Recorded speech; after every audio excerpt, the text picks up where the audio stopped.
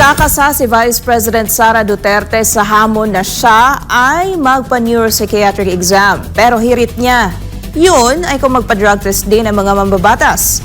Hayagan din sinabihan ni VP Sara si Justice Secretary Remulla na walang alam sa batas. Sabi pa ng Vice, magkakaayos lang sila ng kasalukuyang administrasyon kung hihingi sila ng patawad sa mga biktima ng iligal na pagkugpog sa mga religious compound ng The Kingdom of Jesus Christ. Naritong balita ni Jason Rubrico. Wala akong problema doon. Game tayo. Hindi aatrasan ni Vice President Sara Duterte ang hamon ng ilang mambabatas na sumailalim siya sa neuropsychiatric test na aniya ay hindi na bago sa kanya. Sabi ni VP Sara, noon pa may sumailalim na siya sa kaparehong pagsusuri. Ang hamon ay kasunod ng mga matatapang na banat ng bise laban sa mga Marcos at sa kasalukuyang administrasyon. Let us make this an election issue. Dapat lahat ng mga young guns na kandidato, lahat ng mga congressional candidates ay magpa-drug test. As a voter, I am asking the candidates for Congress doon sa distrito ko, sa 1st District of Davao City. Maalala ko si Margarita Nograles and si Paulo Duterte. And as a voter, I demand na magpa-drug test sila. At kayong lahat, mga kababayan, as voters, you demand na magpa-drug test ang mga congressional candidates mo. Dahil kung unstable ako, sa paningin ko, unstable din sila. Ngayon na, magpa-drug test tayong lahat. Kaugnay nga niyan ay nanawagan ang pangalawang Pangulo sa ilang medical groups na ilatag ang guidelines para sa isasagawang neuropsychiatric exam at hair follicle drug test. Dapat aniya ay nakatelevise din ito at hindi dapat isikreto. Kinontra rin ni Vice President Sara ang mga samut-saring akusasyon ng ilang mambabatas laban sa kanya, gaya na lamang ng pagkakaroon ng problema sa pag-iisip at pagiging desperada. I'm not any of those. Ang problema kasi ngayon sa mga politiko, they have never seen a politician who has nothing to lose. They have never seen a politician na IDGAF. Kung sa Bisaya pa, bala mo din na makigdumog ko sa kanal. Bakit ako desperada? I am Vice President of the Republic of the Philippines. I am not going anywhere. So anong ikakadesperada ko? Because they've never seen anything like Sara Duterte. Hindi ako maareglo, hindi ako mabayaran ng budget, hindi ako mabayaran ng pera. Ang laki ng problema nila. Kasi ngayon, ayaw ko na umahimik. Noon, walang nagsasalita kontra sa administrasyon. Ngayon, merong isang tao nagsasalita. Dagdag pa ng bise, hindi mangyayari ang lahat ng ito kung hinayaan lang sana siya sa kanyang trabaho noon sa Department of Education at maging sa trabaho niya ngayon sa Office of the Vice President. Problema sa kanila, nakikipag-away sila. Tapos, kapag lumaban, yung inaaway nila, nagajalit sila. And sila yung nagsasabi na siya yung may problema.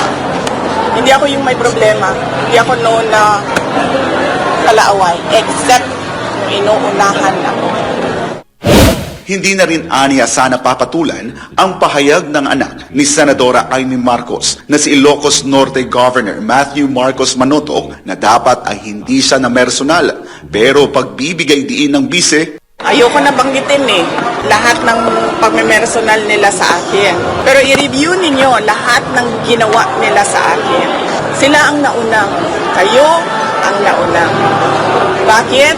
Because of envy and jealousy. Yan lang sisira sa bansa natin Sabi ni VP Sara, nag-text siya kay Senadora Amy matapos ang kanyang Drag Me to Hell press con. Nakatanggap naman aniya siya ng mensahe mula sa Senadora sa pamamagitan ng isang common friend. Tinext ko siya and she was cold, malamig. And then meron siyang sinabihan ng common friend namin na naiinis siya sa akin at kay BBM. And then sinabihan ko yung common friend namin, sabihin mo sa kanya, huwag siya mainis sa akin at kay BBM. Mainis siya kay Lisa at kay Martin. Muli ring iginiit ng bise na hindi niya ikinagalit ang pagkuha sa confidential funds ng kanyang tanggapan, pagbabawas ng kanyang security detail o ang pagbabawas ng pondo sa OVP. Pero ang tanging ikinagalit niya ay ang panggigipit sa mga taong wala namang kinalaman sa politika. Nagalit lang naman ako noong yung nangyari doon sa graduate, yung namatay doon sa Davao City, sa tear gas, sa panggugulpi, at yung mga pinukpok na mga tao. And ngayon, nagalit ako kasi sa paghabol-habol nila sa akin, yung mga kasamahan ko, hinahabol din nila, talaga yan sila. Ako, wala akong problema. Pero yung ibang mga tao dyan na hindi politiko, na hindi naman nila hinahabol, pero ginigipit nila. Punot dulo aniya nitong lahat ng pag-atake sa kanya ay dahil sa politika at ang nais nila na manatili sa kapangyarihan. Nagsimula aniya ang lahat ng ito nang siya ay magbitiw bilang miyembro ng Lakas CMD. May sagot naman ang bise sa mga sinasabi ng ilang politiko na ang kanyang ginagawa ay isang diversionary tactic. Well, it's a tie. Kasi ang ginagawa nila is a diversion from the nothingness that is this country is undergoing. This ginagawa nila is a diversion sa kagutuman, sa kahirapan, sa taas ng presyo, at sa kawalan ng mga Pilipino. Ginagawa nila ako diversion, gagawin ko din kung ano yung ginagawa nyo. Wala. Talo na kayo. Wala na. Kahit na anong gagawin nyo, talo na kayo. Sinagot din ni VP Sara ang pahayag ni Justice Secretary Crispin Remulla na labag umano sa batas ang mga pagbabanta ng bise na kanyang itatapon ang katawan ni Marcos Sr. sa West Philippine Sea. Ipagdasal natin ang Pilipinas dahil we have a Secretary of Justice na hindi alam ang batas.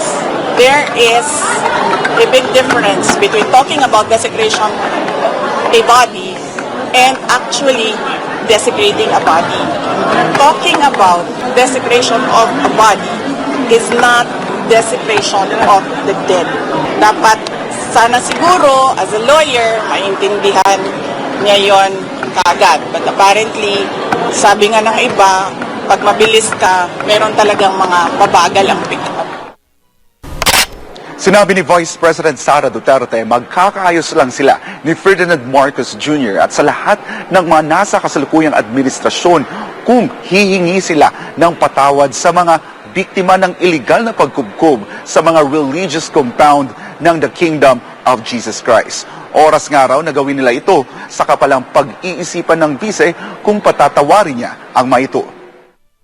Mag-sorry sila doon sa pamilya nung namatay sa Davao City during the kaguluhan sa loob ng Kingdom of Jesus Christ. May namatay doon. Sorry sila sa pamilya doon. Mag-sorry sila sa lahat ng tear gas nila, pinukpok nila at binugbog nila sa Tamayong at sa KOJC. Mag-sorry sila sa lahat ng hindi nakakatulog ngayon kasi pinapatawag nila paulit-ulit dyan sa House of Representatives. Hindi lang sorry na, oh sorry ah. Hindi, pangalanan nyo lahat, sorry kayo sa kanila. Pag-isipan ko, kung papatawarin ko kayo, pag-isipan ko pa lang yun. No?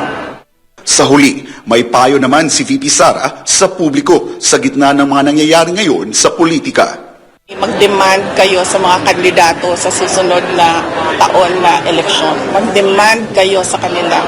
Anong nagawa nyo? Anong plano nyo? Magpa-drug test kayo.